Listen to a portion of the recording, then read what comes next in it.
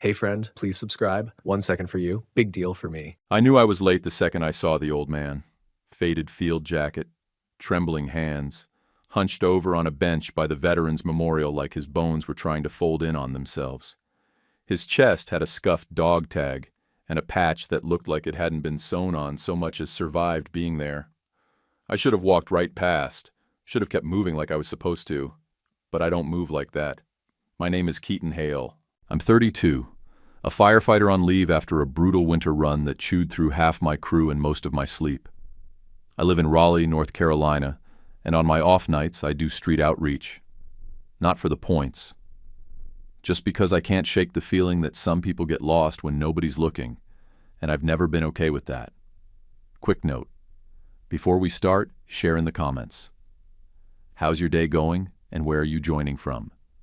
And let's continue. So that day, I was headed to West Groves. That's the kind of place where the sidewalks look hand-washed, and the mailboxes cost more than rent in my zip code. My fiancée, Raina Ashford, had forwarded me a summons, her word, not mine. Dinner at her father's private estate. Show up clean, sharp, and silent. Her words again. Wear the gray blazer I laid out, she said that morning, tightening my tie like she was cinching a noose. Don't talk about the outreach. Let me do the talking. He's not casual about anything. I wasn't in the mood to argue. Leonard Ashford wasn't a man you met halfway. He was the kind of guy you braced for. Built a market empire in the 90s and disappeared right after the crash, still somehow doubling his wealth behind closed doors. Raina spent the whole week reciting the rules like she was prepping me for a job interview I didn't apply for. I caught the 3:10 train from downtown and figured I'd walk the last stretch from the station to clear my head. Breathe in the oak-lined streets and the quiet like money had a sound. That's when I saw the vet. He didn't ask for cash, didn't hold a sign, just looked up at me with eyes I've seen too many times in too many alleys and said, "Something hot?" And 5 minutes to charge a phone. "Please." I nodded once and ducked into a cafe on the corner. Grabbed a chicken noodle to go, a black coffee, and walked it back over. He tried to wave me off like pride could keep him warm. I pressed the soup into his hands, slid my parka off my back and draped it over his shoulders before he could argue. Then I handed him my backup power bank, the big one I keep for long shifts, and plugged in his flip phone. His hands were shaking so bad the cup rattled against the bench. I didn't ask his story. Didn't need to. I've learned that when a man asks for 5 minutes, you give him 10. I sat down beside him. We didn't talk, just waited while the screen charged up. 6%, 9, 12. He tried to apologize. I shook my head. "I'm good," I said. "You're not going to freeze tonight." That's enough for me. 7 minutes passed, then 2 more. He had trouble sending a text. I told myself I'd wear the cold. I'm built for it. He sipped slowly, like the soup was burning away whatever was left of his chill. I let him be. When the phone showed 15% and his hands had steadied, I stood. "You good now?" He nodded once, slow. "You didn't have to." I gave him a half smile. "Yeah, I did. I checked my watch. Shit." I'd burned real time. I jogged the last quarter mile, boots hitting the paved walk faster with every glance at my watch. Tall hedges, gravel drive, stone walls, and enough cameras to make a prison jealous. The house loomed ahead like it was built to intimidate. At the iron gate, I hit the intercom button, adrenaline starting to churn. I was 14 minutes late.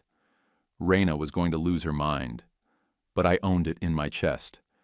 I didn't leave a cold vet shaking on a bench. That has to be okay with me first. And if it's not okay with Leonard Ashford, that's his problem, not mine. The gates pulled open like a whisper, smooth and slow, and I stepped through as if the driveway might judge the dirt on my boots. The house at the end looked like it had opinions. Gray stone, deep portico, big columns holding up even bigger expectations. Raina stood dead center, arms crossed, one heel tapping the granite like a metronome of pissed off. Her phone was clenched in her hand so tight I half expected it to crack. "You're late," she snapped. No hello, just an accusation thrown like it had weight. I checked my watch to keep my answer clean. 14 minutes behind. There was a man freezing by the memorial, I said. Gave him my coat, got him soup, and stayed while his phone charged enough to reach someone. He didn't ask for much. Her face dropped like I'd said I forgot our anniversary. You had one job. Be on time. That was a test. Keaton? I kept my voice low, steady. Then I failed. I'm not leaving someone to freeze for a dinner table audition. She blinked, jaw tightening. You don't get it. My father watches for cracks. He calls that kind of thing a disorganized mind. You show up late and talk about charity work? He'll peg you as unstable. Is that your voice or his? I asked. Her mouth opened and closed once. She looked away. That told me everything. My phone buzzed in my pocket. I pulled it halfway out. Text from my captain. Church basement is open tonight. We need blankets and gloves if you've got time. I held the screen just long enough to read, then silenced it and shoved it back in. Not the moment, but damn if it didn't feel like the right heartbeat in a room full of wrong ones. The front door opened before I could say more. The butler, thin guy in a pressed black suit with the kind of smoothness that comes from decades of saying nothing personal, gestured us in without words. He looked at me like I was both expected and inconvenient. Mr. Hale. Miss Ashford. This way, Raina whispered under her breath as we crossed the threshold. Don't bring up the bench. Don't mention your parka.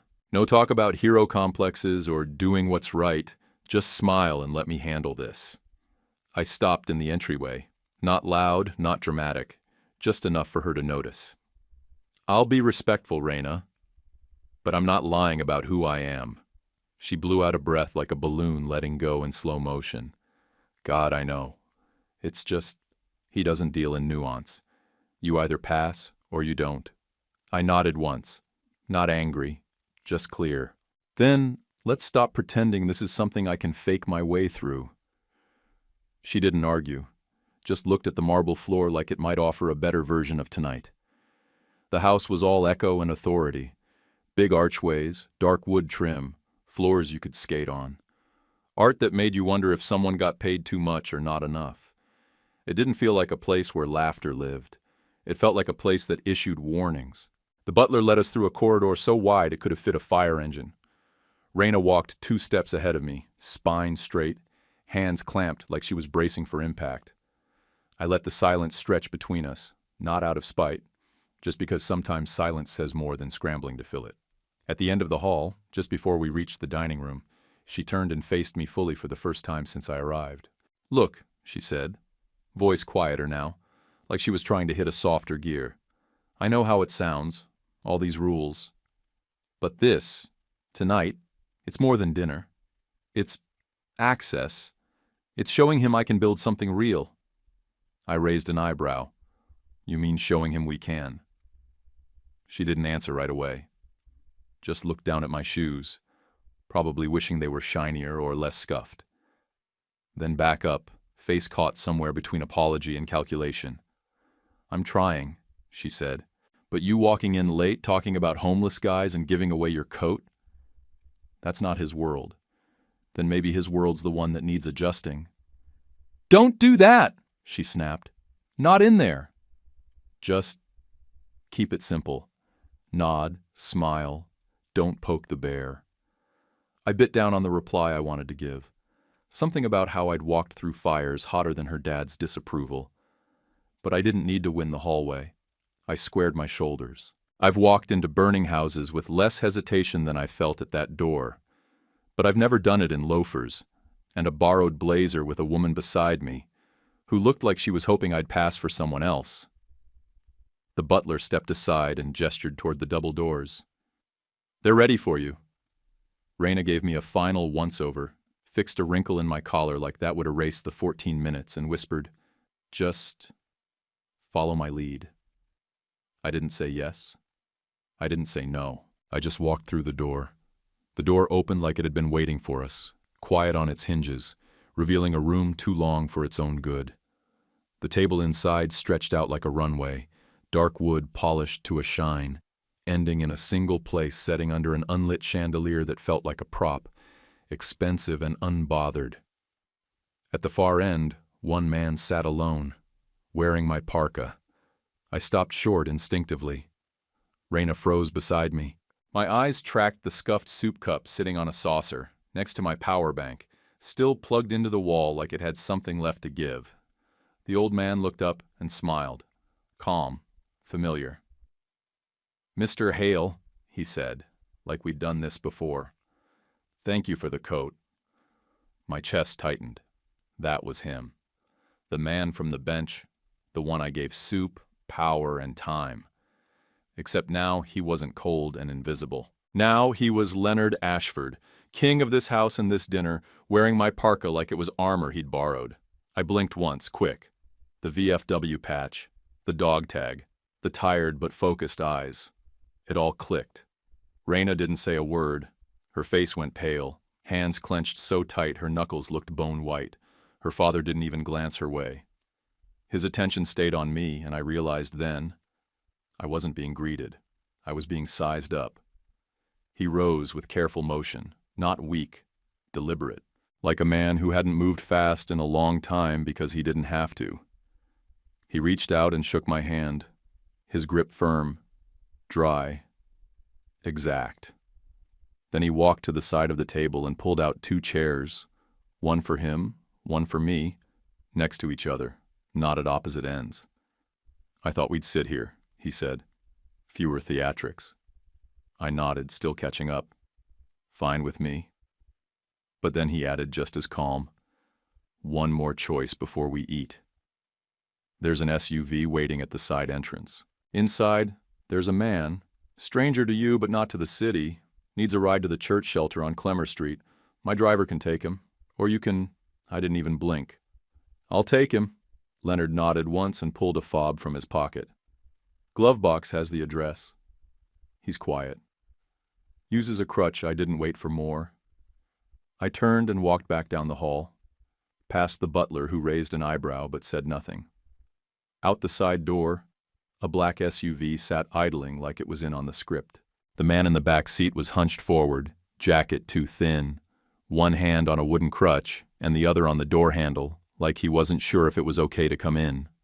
I opened it for him. "Hop in. Shelter's not far." He didn't ask questions, just said, "Thank you," and folded in slow, like every movement hurt more than he wanted to admit. I drove the 1.5 miles with the heat turned high, windshield fogging at the corners.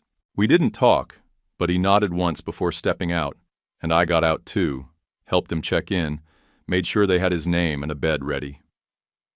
As I turned to leave, I slipped 2 tens into the donation box by the desk.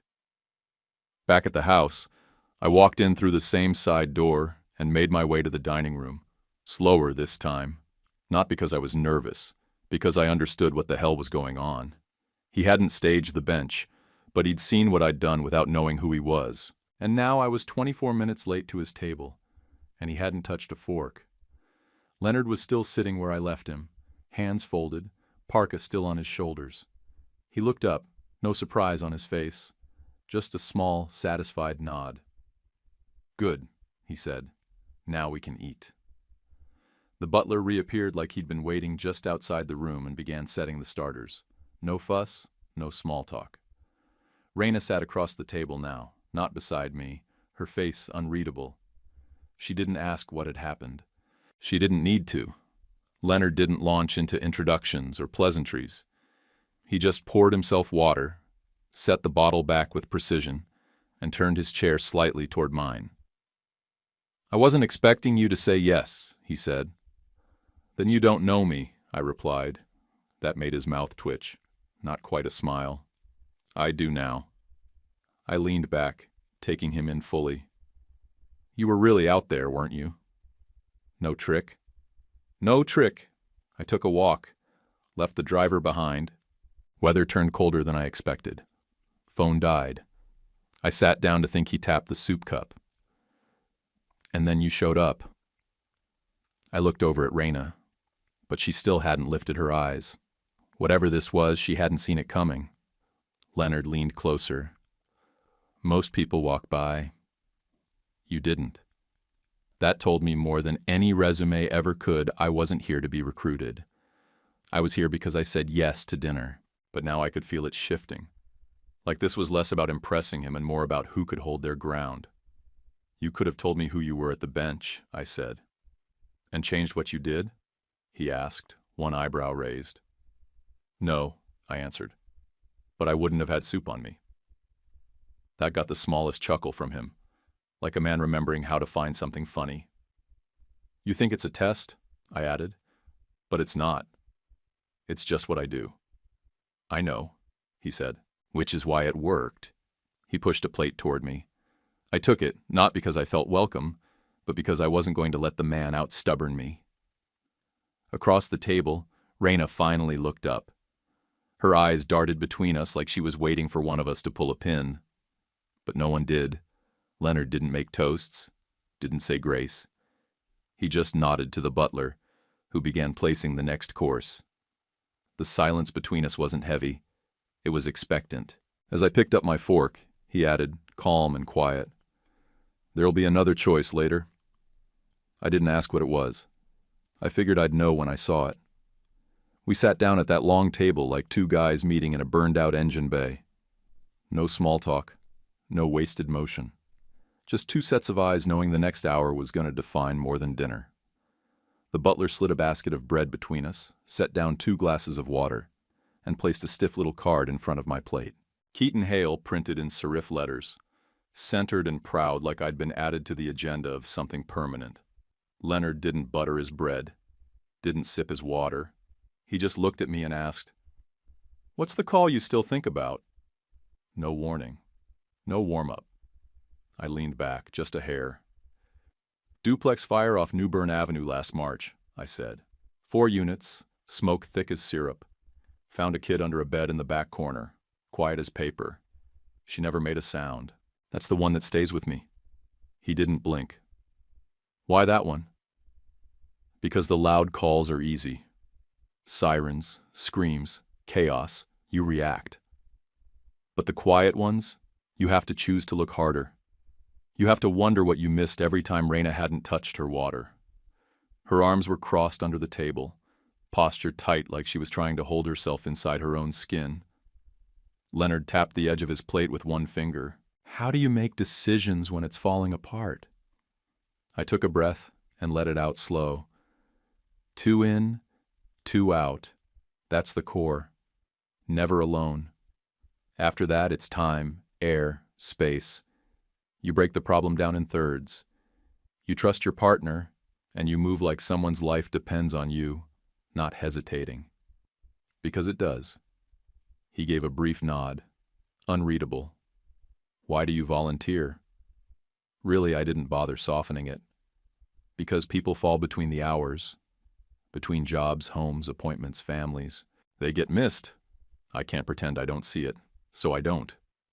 He leaned back a little, like he wasn't expecting that straight of an answer. Raina stayed quiet, eyes low. Shame moves funny. It doesn't always scream. Sometimes it just folds its hands and waits for someone else to finish being brave before it speaks. Leonard's next question came out like a throwaway, but I could tell he was watching closely. Tell me about a time you drew a line. I didn't hesitate. We had a donor 2 years back. Wanted his name above a veteran's memorial. Big block letters, larger than the ones listing the fallen. Said he'd double the amount if we made it the centerpiece. Leonard raised his eyebrows slightly, like he already knew where this was going. And? I told him no.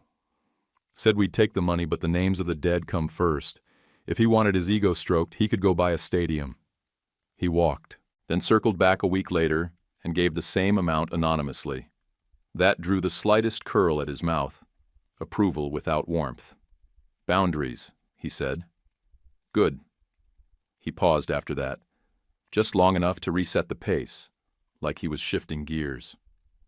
I saw your handle in a volunteer forum last spring, he said casually, but I felt the shift underneath. You posted under Third Watch Raleigh, outreach notes, gear lists, training breakdowns, no photos, no stories that center you, just clean logs. That you? I sat a little straighter. Yeah, that's me. He gave the smallest nod, not praise, confirmation. I've been following your logs for a while. Quietly. That hit me like a backdraft. Not hot, but sudden. You've been watching? I asked. Character shows up in the wild, he said. Not in rooms like this. I wanted to see how you moved when no one was looking. I kept my face neutral, but something in my chest shifted. He hadn't come out to test me. Not fully. He'd already known. I didn't stage the bench, he added. Left the house without a plan. Wanted air. Something simple. Cold caught me and my phone was dead. You showed up? I nodded once. I don't do it for cameras. I know, he said. That's why the camera found you. He finally looked over at Raina. Her face didn't move. She stared at her water like it might give her something to say. The air in the room got tighter, like we were one word away from lighting the whole place. Leonard turned back to me. You know what I'm doing here? I'm starting to, I said. He tilted his head. Go on. You wanted to see if the man your daughter picked could sit across from you and not flinch. Not grovel. Just show up solid. You've already read my words. Now you're checking my spine. He didn't confirm it. He let the point stand. I leaned forward slightly. I don't perform. Not for approval. Not for funding. I do the work because someone has to. He sat with that for a second, then nodded again. Most people want the coin without the weight. Raina finally spoke. Quiet. He never wanted the coin. Leonard didn't look at her, but he heard it. And that was the moment I realized he wasn't testing me anymore. He was testing her too. The question wasn't just whether I'd fold, it was whether she'd stand beside me when I didn't. The butler reappeared and cleared the soup course like nothing in the room was happening. Professional, untouched by emotion, same rhythm as before. Leonard pushed back slightly in his chair, folding his hands. You understand what you've walked into? He said.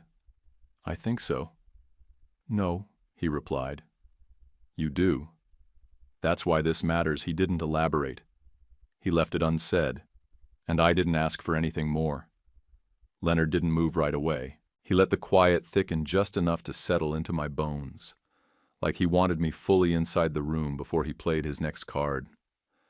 Then he reached beneath the table, pulled out a single-page brief in a plastic sleeve, and slid it across the linen like he was dealing evidence instead of dinner conversation. Case, he said. Ashford Logistics can win the state's new food distribution contract. 5-year term. But we need to trim costs by 2.3% to beat the competition. Cutting the veteran re-entry apprenticeship would cover it. He didn't look at the paper. He watched me. I didn't flinch. Then you lose the apprenticeship? You don't take the deal. His expression didn't change. That your final answer? It's not a game show. You keep the program. He folded his hands. Where do you make the 2.3? Operations, I said. You consolidate 2 cross docks, Elmhurst and Dunlap, within 60 days. They've both been underutilized since fuel pricing spiked. Combined volume, trim deadhead runs. His fingers tapped once against the edge of the brief. Go on. Renegotiate diesel hedges with fixed floor clauses. You're overexposed to short-term volatility. Lock in a better rate now before the fall surge. That buys you a buffer, still not 2.3. I'm not done. I leaned in, elbows on the table, not to challenge, just to show I had more than talking points. Shift your night crew scheduling. Too many double pays on partials. Rotate crews instead of relying on the same guys padding overtime. You'll get pushback, but you'll also shave 6 figures if you do it clean. He didn't write it down.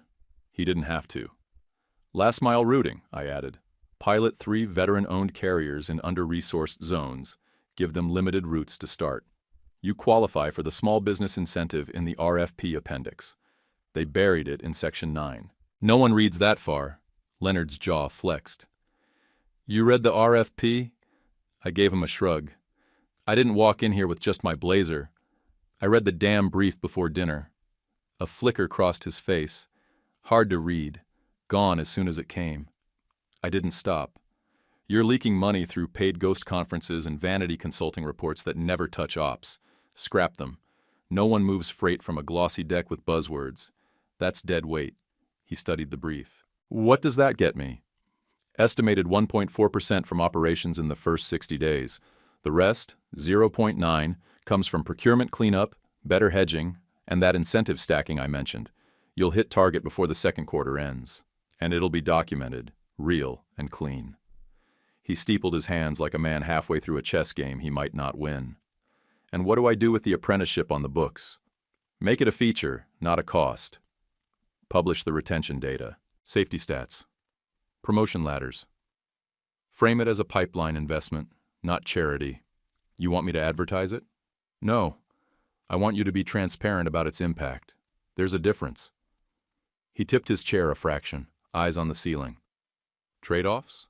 Short-term pain and elasticity.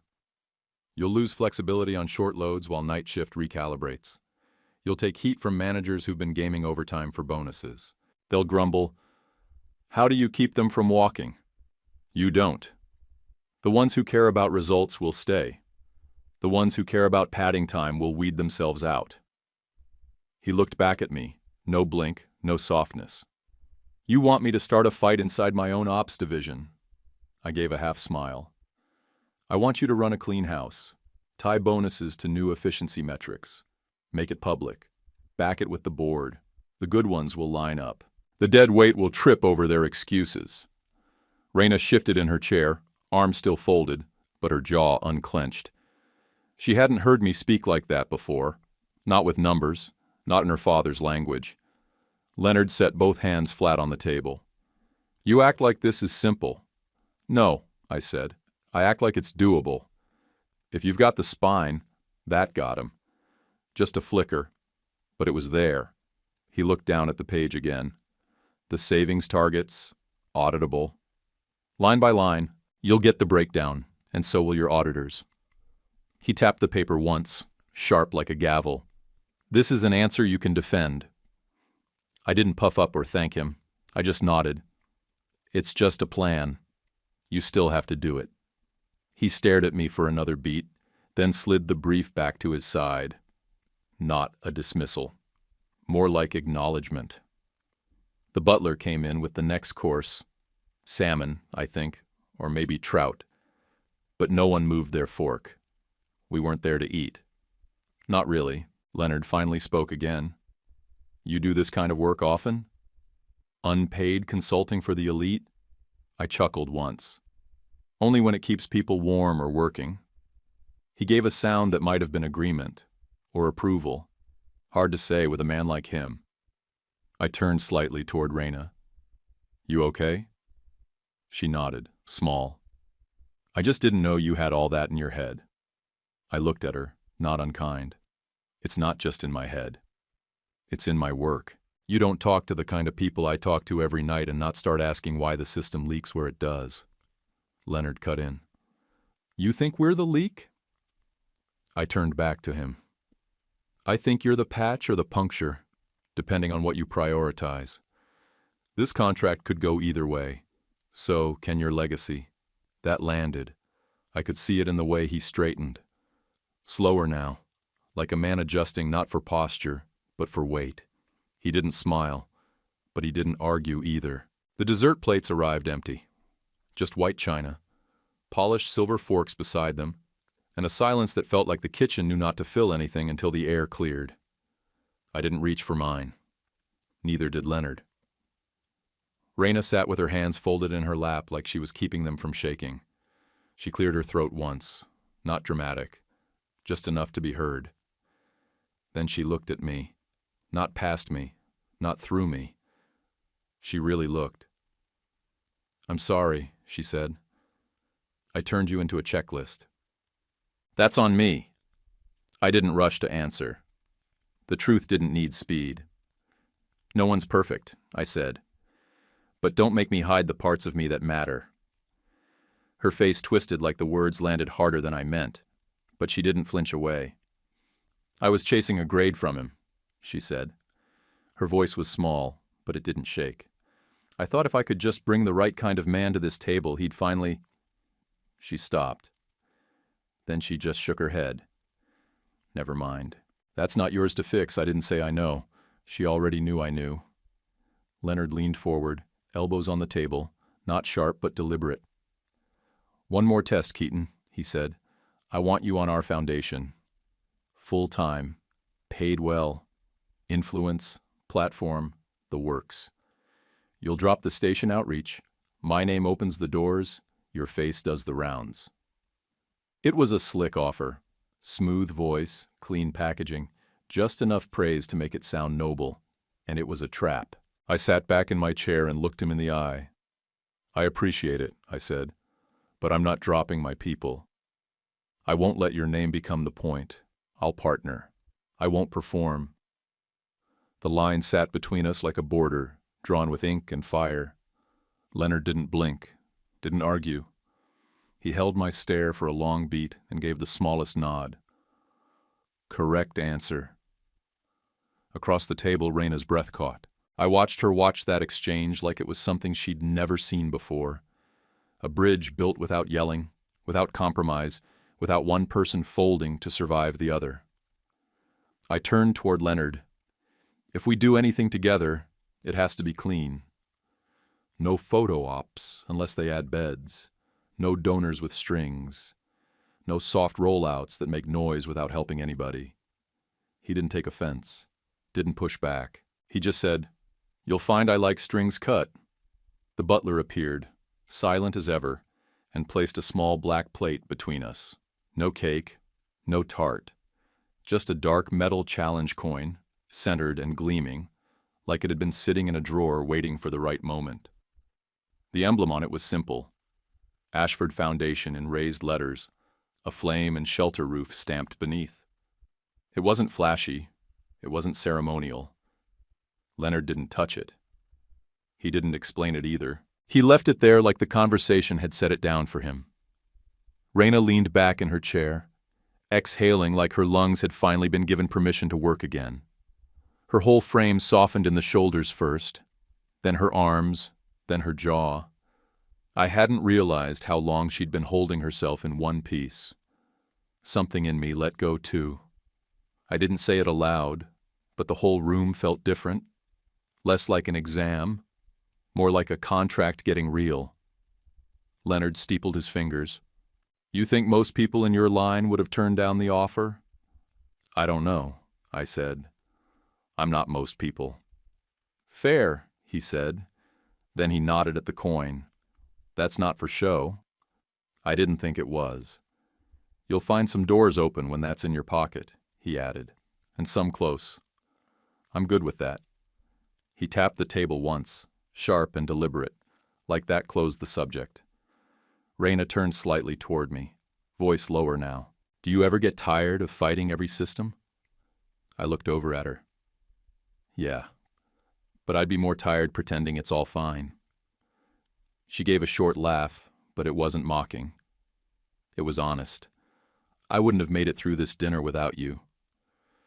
You didn't need me to carry you, I said. You just needed to speak without asking what he wanted first. Leonard didn't interrupt. He just kept listening. It was the first time I felt like we were all in the same room, not just seated together, but actually sharing it. The coin sat between us, catching light as the chandelier flickered on for the first time all night. It didn't feel like a prize. It felt like a marker, a flag planted in common ground. Leonard leaned back. You're not what I expected. I grinned. You either. He stood slowly, not out of stiffness, just purpose. The foundation's yours to shape if we do this. You won't answer to handlers. You'll answer to outcomes. That's how it should be. He paused, then looked at Raina. You okay? She looked surprised to be asked. Yeah, she said. I think I'm finally done chasing the grade. Leonard gave a nod. Not sentimental, not soft, just real. The butler returned and reached for the coin, but Leonard stopped him with a hand. Leave it. He turned to me. That's yours if you still want it in the morning. It wasn't a dare. It was an invitation. I looked down at the coin and then back at him. We'll see how the night goes. He smirked, just a little, then walked out, his chair gliding softly back into place like the room had memorized his exits. Raina stood next. You want to walk out with me or take a minute? I'll walk, I said. She reached for my hand, this time not to lead me anywhere, just to hold on. The sound of the dining room door creaking open wasn't loud, but it was sharp, intentional, the kind of sound that came with timing. A man in a navy suit stood halfway inside the threshold, one hand on the brass handle like he was still deciding if this room was worth stepping into. His eyes flicked across the space, landing on the challenge coin, then on Leonard, then, finally, on me. Dorian Pike. I'd hear his name later. Boardroom operator, quiet assassin type. The guy brought in when the margins got thin and the vision got too sentimental. The one who knew which ropes to cut and how to make it look like strategy, not damage. Leonard didn't move much, just lifted 2 fingers in a lazy, confident gesture. An invitation that wasn't warm, but definite. Pike stepped fully in, shoes silent on the wood. He walked like he owned something he hadn't earned. His eyes dragged over my parka still draped over the chair. He didn't look impressed. We can't afford a Boy Scout, Pike said to Leonard, like I wasn't sitting there. Margins are tight. I didn't wait for Leonard to reply. You can't afford a scandal either, I said. Cutting a veteran apprenticeship to win a contract isn't lean strategy. It's cowardice with a calculator. Pike turned his full attention to me. You're not hired. I know, I said. You're still welcome at the table. That didn't land the way I think he expected. His mouth twitched. Not quite anger, not quite confusion. Like the system he was used to, where pressure made people retreat, had failed to engage. My phone buzzed in my pocket. I felt it before I heard it. Quick, specific rhythm. I pulled it out and glanced. Warehouse fire, warehouse district. Multiple units en route. Second alarm activated. I didn't stand. I didn't shift. I turned the screen toward Leonard so he'd know why my eyes had flicked away from the moment. You need to go? He asked, voice low, steady. No, I said. They've got it. I tilted the screen so he could see the extra alarms already on the move. I'm present. He nodded once. Respect, nothing performative. Pike, on the other hand, was trying to recalibrate. He shifted tactics. Would you be willing to speak on a public panel tomorrow? Pike asked, voice suddenly smooth, faux-friendly. We're launching a public-facing push, leadership with heart. Would mean a lot coming from someone like you, I didn't smile. If the numbers are honest, if the apprentices aren't window dressing, if what you're selling actually feeds people, and not just your next quarterly review, I'll speak. And if not, then I'll pass, I said. You'll survive without my soundbite. Pike looked like a man chewing something bitter. His jaw moved once, slow and tight. Leonard didn't interrupt. He just watched Pike process a no that hadn't even raised my pulse. There was a pause long enough to feel deliberate. The carafe in front of Pike tilted just slightly. Condensation ran down the side and pooled at the base. A single drop broke free and traced the linen in silence. Pike turned toward Leonard. We need a unified message before Monday.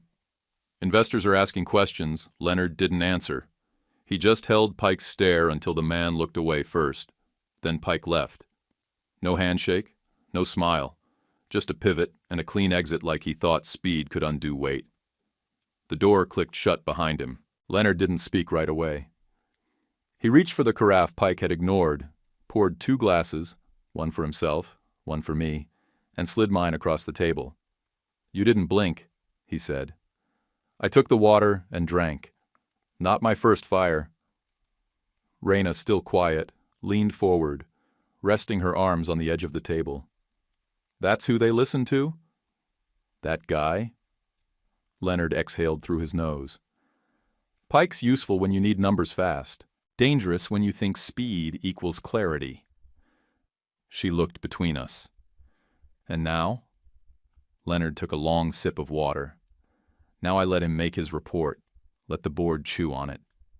Then we move without asking for permission. That made me grin a little. You're used to being the quiet one in the room, aren't you? Power doesn't need volume, he said. It needs timing. I nodded once. That I could respect. The air in the room had changed again. Not lighter, not warmer, just sharper, like something important had been declared without needing to be spoken out loud. I set my water down and pushed the challenge coin an inch forward on the table. If I'm going to work with you, foundation or not, it has to stay like this. Clean, direct. No handlers running interference, no polished nonsense. Leonard looked at the coin, then at me. I'm offering you leverage, not leash. Good, I said. Because I don't leash well? Raina gave a small sound. Not quite a laugh, but something close. Like she was finally breathing through her own filters. Leonard leaned back, folding his hands again. What happens when the next pike tries to charm you? I won't embarrass you, I said, but I won't sell you a version of me that doesn't hold up. He gave the smallest nod again. Almost approving. Almost. Then he stood. No grand statements, no dramatic exit. Just a man who'd gotten the measure he came for and decided it was enough for tonight. He paused at the door. We'll see how honest the numbers really are, he said without looking back. He stepped into the hall for a moment. And then he was gone. Leonard hadn't followed Pike out. After a beat, he stepped back in and sat in the same chair, but the quiet had changed shape. His hands came together in front of his mouth, fingers steepled. The move didn't feel rehearsed, just heavy with whatever was next. I saw your name a year ago, he said, voice low, steady. Shelter grant application through a regional partner.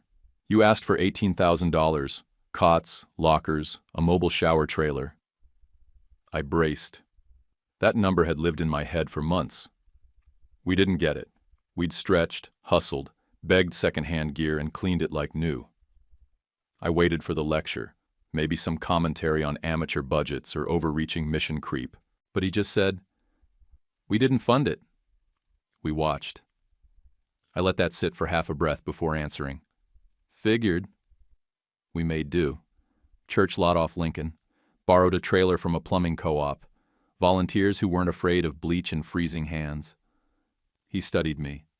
Not like he was judging, more like he was finally finishing a puzzle he'd been staring at too long. What's the ask now? He said. Winterization fund, I replied. 10 extra beds, a case manager who won't burn out, and supplies that won't mold in the back closet. Clean books, 6-month milestones. Outcome reports we'll post publicly. He nodded slowly, absorbing every line like it mattered to him where the dollars landed. Condition, he said. You keep the outreach yours. My name stays small that landed clean. Deal, I said. You'll get receipts, not selfies. He looked satisfied. The kind of satisfaction that comes from not having to say good. He'd just let the agreement settle between us, like it had always been meant to happen. Then he surprised me. One more thing, he said, and his voice dropped out of the command tone into something that almost brushed against personal. Bring Raina once a month, not as my daughter. As herself, I looked at her. She met my eyes and didn't flinch. There was something soft in her face I hadn't seen all night. Not weak, just real. She gave a small nod. Shy, almost relieved, like someone had finally stopped grading her and started inviting her. I think she can handle that, I said. I think so too, Leonard said. He reached under the edge of the table and pulled out a small, folded note. Plain white paper, creased once down the middle. No envelope, no monogram. He slid it under my parka like he'd been holding onto it since the moment I walked in. I didn't open it. Didn't need to. Whatever it said could wait. The butler drifted back in, hovering near the far wall like he'd been waiting for a signal. But none came. No announcement. No formal close to the night. Just 4 people sitting at a long, polished table in a house that suddenly felt less like a museum and more like something with breathing room. Trust wasn't declared. It just showed up and sat down without being asked. Leonard stood, finally, and gave a small nod that wasn't dismissal, wasn't command, just understanding. He walked out without saying goodbye, and for the first time all night, it felt like we weren't performing anymore, just showing up. We stepped out under the portico, the cold wrapping around me fast. It caught my arms bare, sharp where my parka used to be. But I didn't reach for the truck. I didn't rush. That bite in the air didn't bother me anymore. Not after the night we'd just walked through. Raina came up beside me, quiet at first. Then her hand slipped into mine, not guiding me, not pulling me anywhere, just holding it, palm warm and solid. "I'm sorry for the porch," she said. Her voice was small, but clear. "I was scared. I made you my shield." I didn't squeeze her hand tighter, didn't rush to smooth it over. "We're partners," I told her. "That means name the fear without handing me your script." She let out a short laugh, more breath than sound. "I've been auditioning for him since I was 12, she said. "Every Sunday dinner, every Christmas trip, every time I got a promotion." "I get it," I said, "but I'm not going to live that way. I'm not performing for a place at the table." She nodded, eyes still on the gravel drive. "I know." And I could tell this time she meant it. We stood there a second longer, letting the cold do its thing while everything else inside us started to settle. The house behind us didn't feel like a threat anymore, just a place with stone walls and old rules, some of which we'd just bent. "We set a plan," I said, still holding her hand. "I'm keeping the station and the outreach. You come down when it's not a photo day. No optics, just real time." "I want that," she said. "I want to show up where it counts." And we talked to Leonard.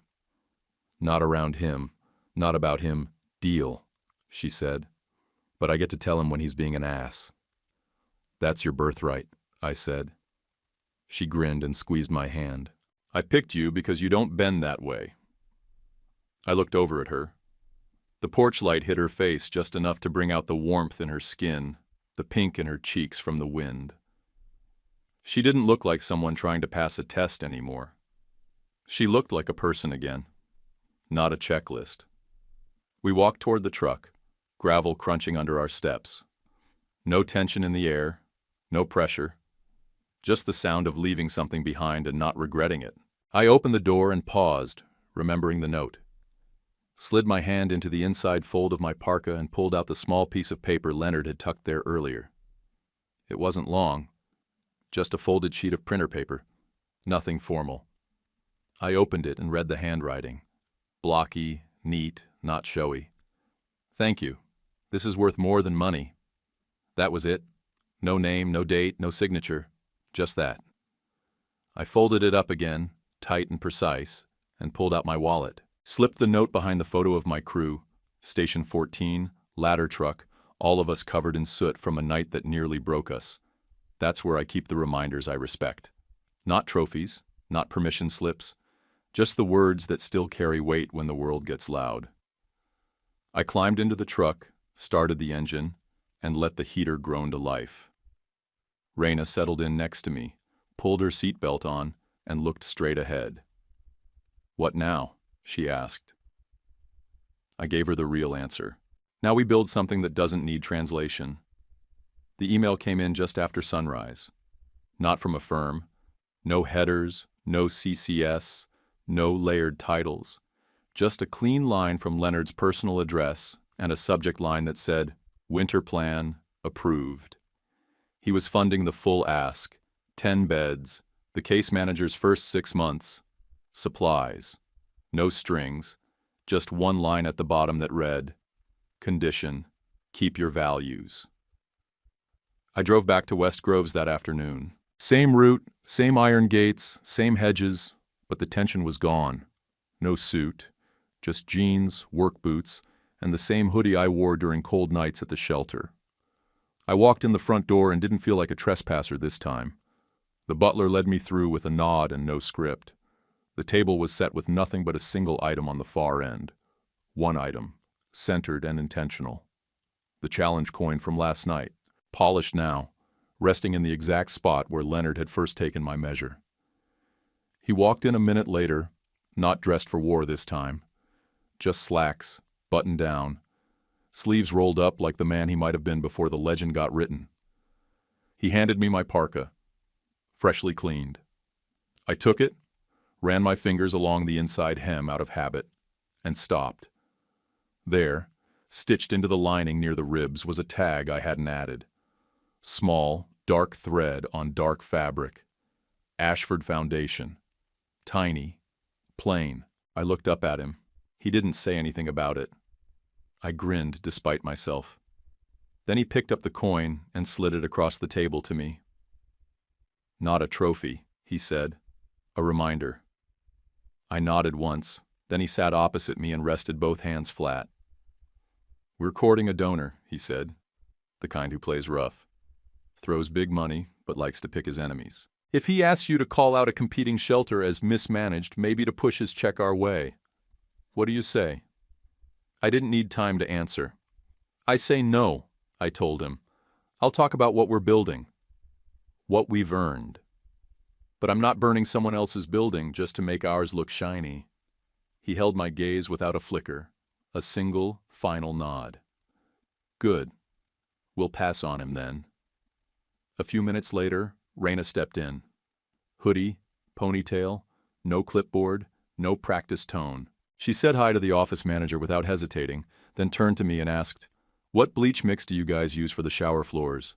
I looked at her, heart steady, pulse easy. 1 part bleach to 9 parts hot water. Gloves always, and no half jobs. She gave a small nod. Got it. It wasn't a big moment. That's why it landed. Leonard lingered in the doorway, watching her move without needing to be seen. Then his hand touched the edge of the table near the coin. "I wore a uniform before the suits," he said, almost to himself. "Army." Long time ago I didn't reply. I waited. "Took me too long to learn the right tests," he added. I took the coin, slid it into my pocket beside the folded note from the night before. That pocket had space for the things that mattered, things that didn't need to be posted or applauded. My phone buzzed, Captain again, asking if we could reroute surplus blankets to the church lot tonight. I texted back yes, and added we now had the funds for 10 more cots. Leonard saw me answer and didn't ask what it was. He already knew. I turned to leave, buttoned the parka halfway up, and took one last glance at the long table behind me. It looked the same. Polished, expensive, formal. But last night, the man at the head had been dressed like he had nothing, and he still ran the room. Today I walked away with a coin, a clean deal, and my spine intact. I'm not richer in the way people mean. I'm better off in the way that keeps you steady when the room turns hot, when power starts testing people instead of protecting them. Because when it counted, I kept a man from freezing, told the truth under a roof built on performance, and didn't sell anyone out for a plate of approval. And that's enough for me. If approval asked you to hide your values, would you? Comment, good, or your take. Please like and subscribe. One click helps us a ton. YouTube picked this for you. Tap it. Let's see if they guessed right.